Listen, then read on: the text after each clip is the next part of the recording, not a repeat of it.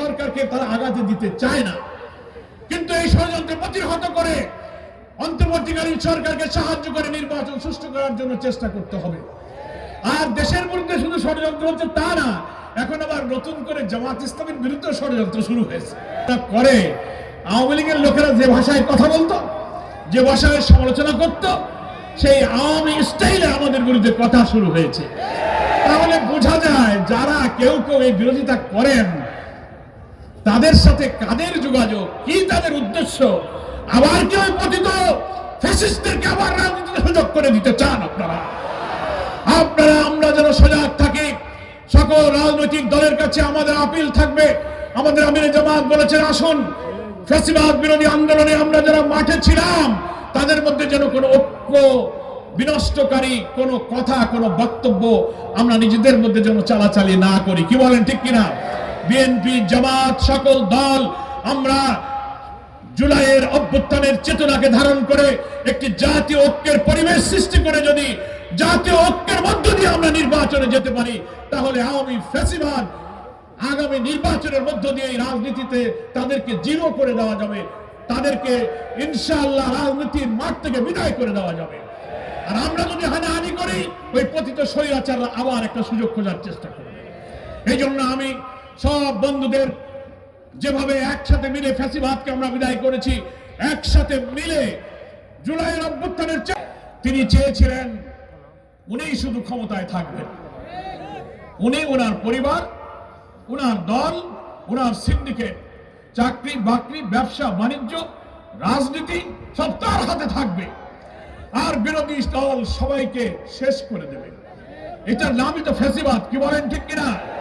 এটার নামই হচ্ছে কর্তৃত্ববাদী শাসক। আমি যা বলবো সে কথাই শুনতে হবে, তোমাদের কোনো কথা হবে না।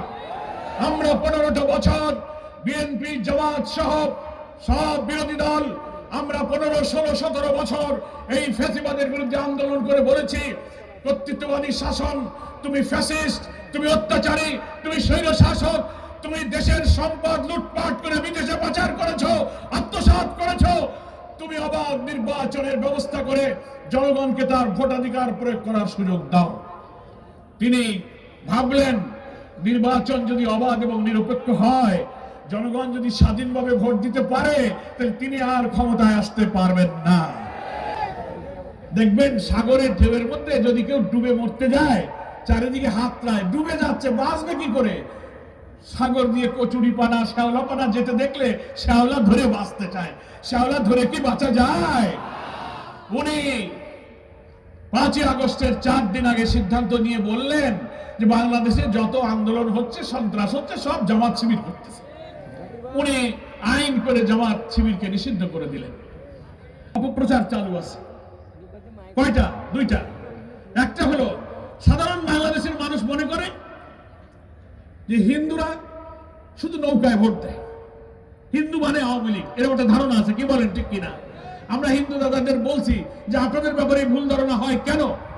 বলে হ্যাঁ ধারণা তো আছে, কিন্তু এটা তো ঠিক না। আমরা বলি তাহলে আপনাদেরকে প্রমাণ করতে হবে যে হিন্দু মানে আওয়ামী লীগ নয়, হিন্দু মানে নৌকা নয়, হিন্দুরাও কল্যাণ রাষ্ট্রের জন্য অন্য কোন দলে মার্কায় ভোট দিতে পারে, এটা হিন্দুদের প্রমাণ করতে হবে। আর একটা অপপ্রচার আছে জামাত শিবিরের বিরুদ্ধে। কি বলে? হিন্দুদের বাড়ি দখল, জমি দখল, ঘের দখল, ডিসিআর কাটা, খাল দখল, মূর্তি ভাঙ্গা, মন্দিরে হামলা করা যখন ঘটে তখন বলে সব জামাত শিবির করেছে, এই দোষ দেয়। কি বলেন, ঠিক কিনা? আমি ডুমুরিয়ার হিন্দুদের মিটিংয়ে বলেছি, আপনারা কি একটা প্রমাণ দিতে পারবেন কোন মন্দির ভাঙ্গা, কোন জমি দখল, ঘের দখল, বাড়ি দখল, হিন্দুদের উপরে অত্যাচার অবিচারে কোন জামাত শিবিরের লোকেরা জড়িত আছে? ওনারা বলে না, জামাত শিবিরের লোকেরা না। তাহলে কেন আপনারা প্রতিবাদ করেন না? কিছু হলেই আপনারা জামাত শিবিরকে দোষ দেন। আমরা হিন্দু ভাইদেরকে বলি, আমাদের প্রিয় নবী মুহাম্মদ মুস্তাফা সাল্লাল্লাহু আলাইহি ওয়াসাল্লাম পরিষ্কার ইরশাদ করে গেছেন বিদায় হজের ভাষণে, বিভিন্ন সময়ে মুসলিম শাসকদের কাছে সেই রাষ্ট্রের সমস্ত ধর্ম বর্ণের লোকদের জান মাল হচ্ছে আমানত স্বরূপ। অর্থনৈতিক, রাজনৈতিক, সামাজিক সমস্ত মানবিক অধিকার একজন মুসলমান যেমন অধিকার ভোগ করবে, একজন হিন্দু সেই সমান অধিকার ভোগ করবে। তাদের নিরাপত্তার জন্য ইসলাম এক সুমহান সাম্যের বাণী শুনিয়েছে। তাই বিগত দিনের সব অপপ্রচার মিথ্যাচার বাদ দিয়ে আসুন, জামাত ইসলামীর কল্যাণ রাষ্ট্রের সুশীতল ছায়ায় হিন্দু ভাইরাই সবচেয়ে নিরাপদ থাকবেন, আমরা সেই গ্যারান্টি দিচ্ছি।